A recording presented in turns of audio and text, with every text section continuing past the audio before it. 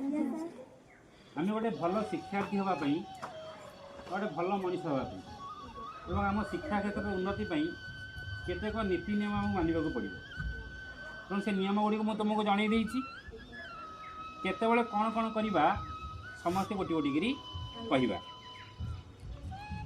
माँ लिप्सा प्रत्येक दिन कौन करवा कह प्रत्येक दिन भोर 5टार उठा नित्य कर्म योग व्यायाम सारी 6:30 पढ़ा बसवा 6:30 ରୁ 9:15 जाए मन दे पढ़ा 15 ରୁ 9:45 मध्य गाधोई खाई स्कूल जी 4टार विद्यालय फेरी घंटाटे खेलवा खेली सारी गोड़ हाथ धोई संध्या प्रार्थना कर गुरुजन को प्रणाम जनाइबा जलखिया खाई सारी संध्या 6:30 बेलू पाठ पढ़ा आरंभ करवा